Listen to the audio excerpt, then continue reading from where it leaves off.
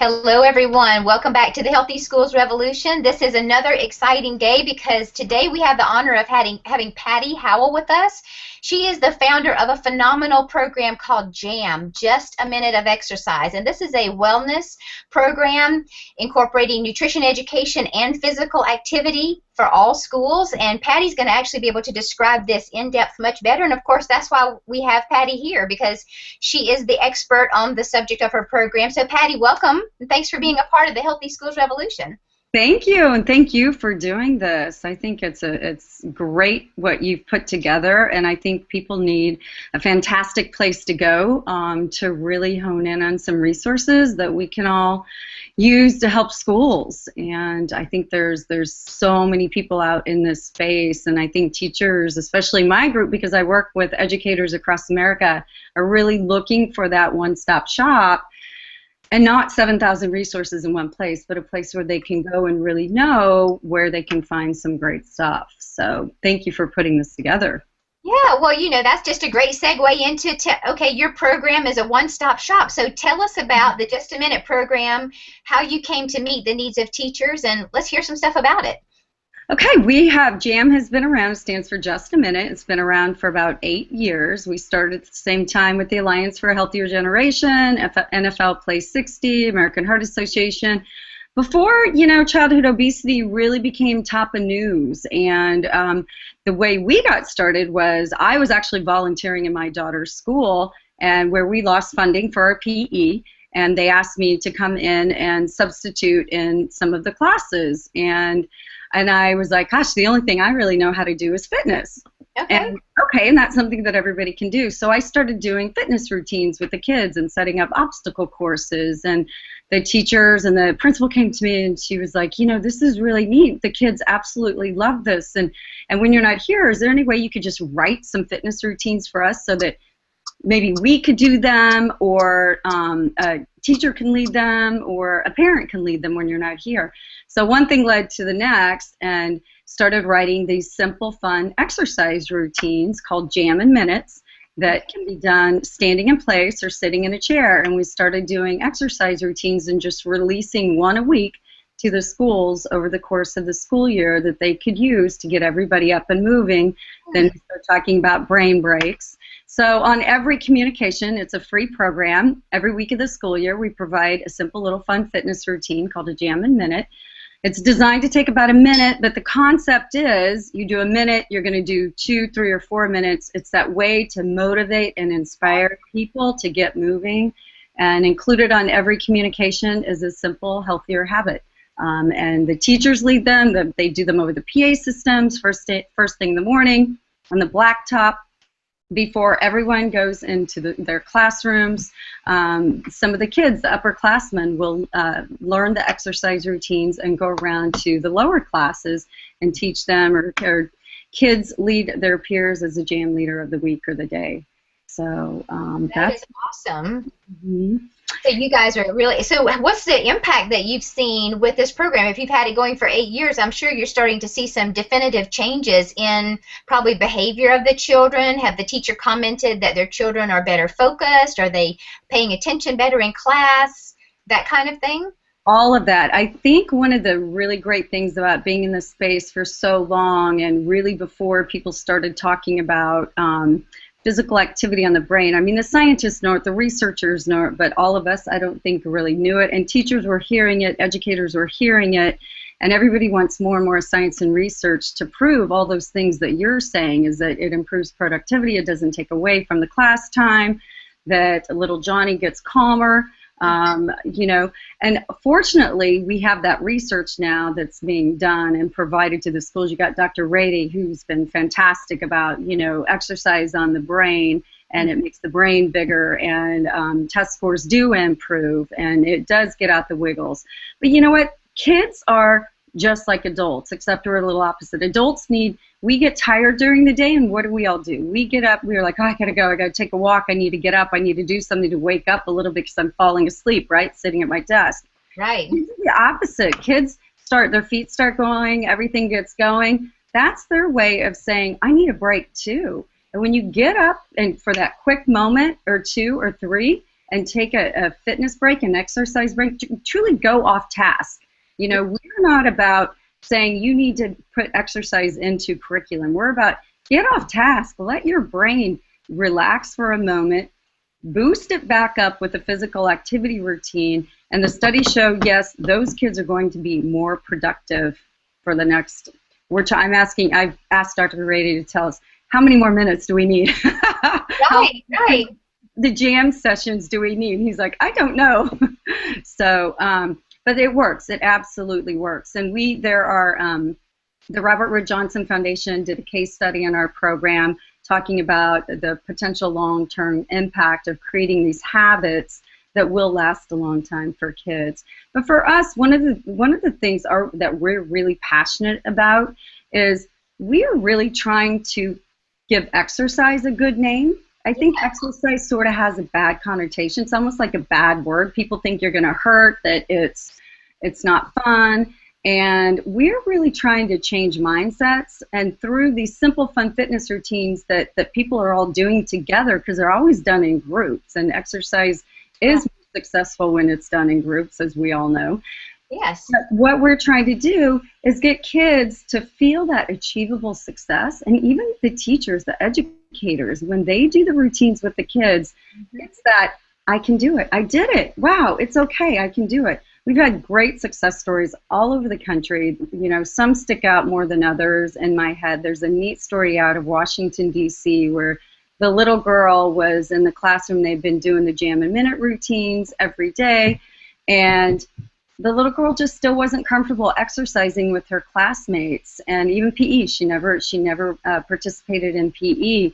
But the teacher told us, she wrote us a letter, and she said, you know what, this little girl that wasn't comfortable with her own body, the Jam and Minutes are the thing that got her more comfortable. And they are. They're that easy, they're that simple, and they're effective that everyone can do them. So there's that story. There's Fort Worth ISD, where they did it after the first bell rang. Every morning they did a study themselves in their school.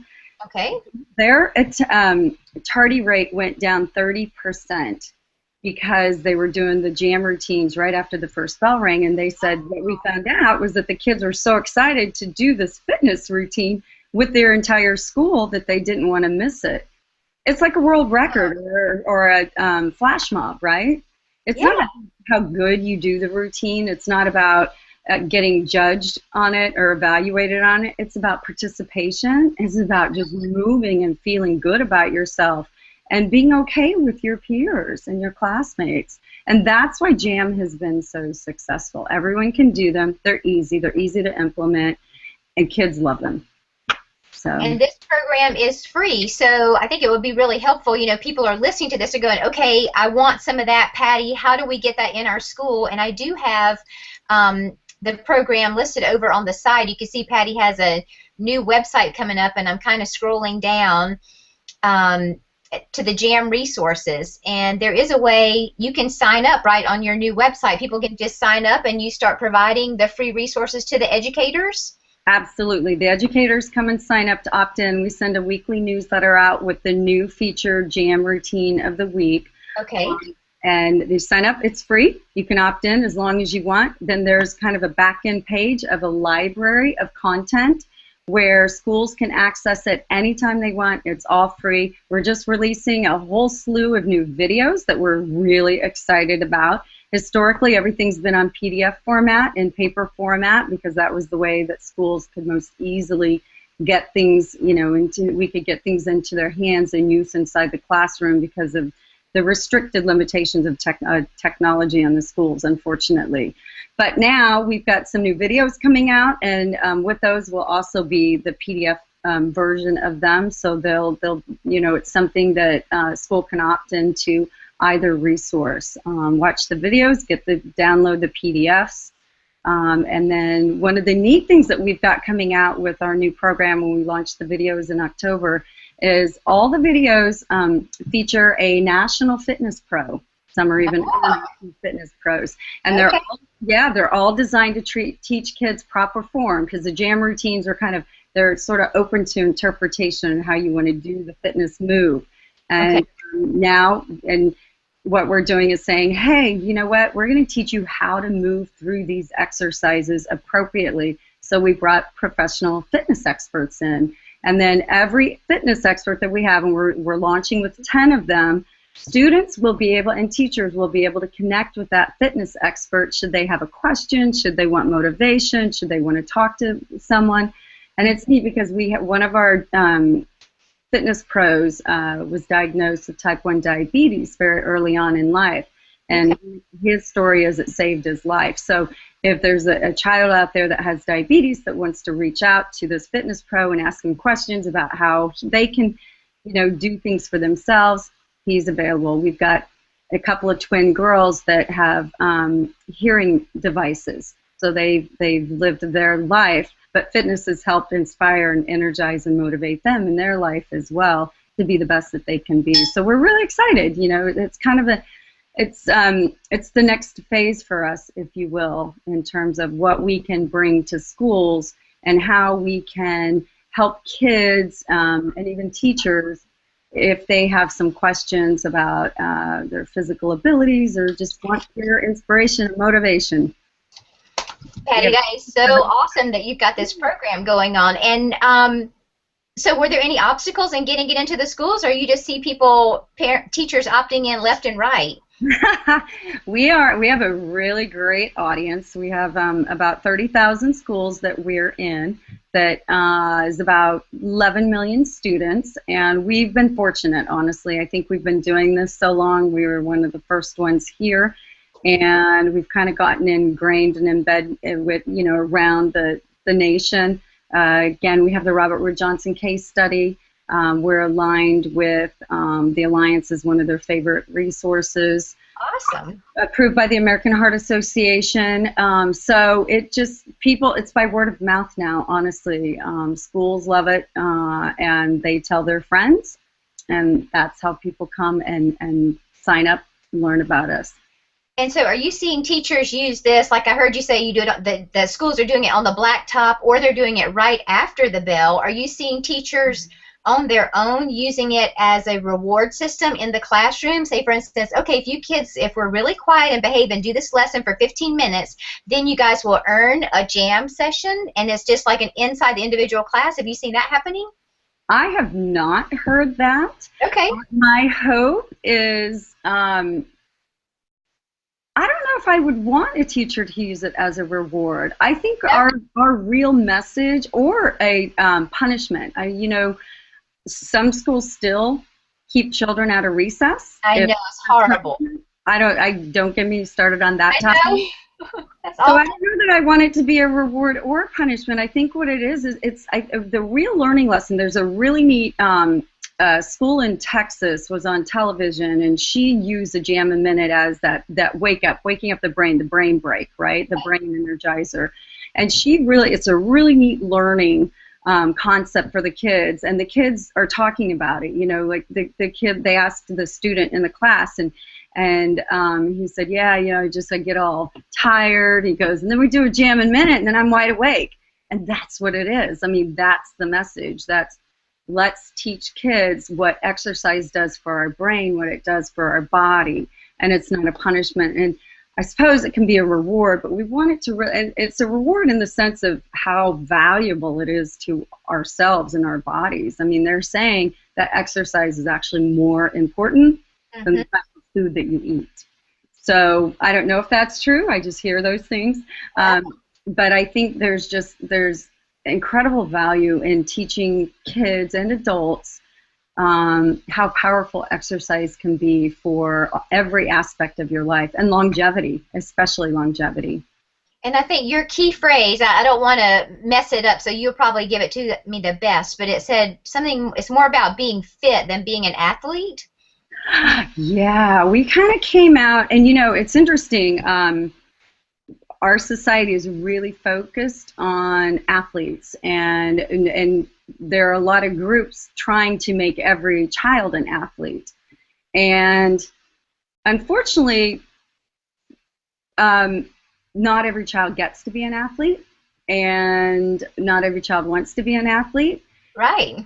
But every person can be fit. I And love that. from fitness, you can be an athlete. From being fit, you can be a fantastic artist. From being fit, you can be a fantastic nutritionist. From being fit, you can be anything that you want to be. But you know what? An athlete doesn't last forever. Fitness lasts forever. So our philosophy is let's encourage everybody to be fit. And honestly, I believe if we could, as a society, start creating that as the social norm, we could make a huge impact. Because then you give everybody an equal opportunity.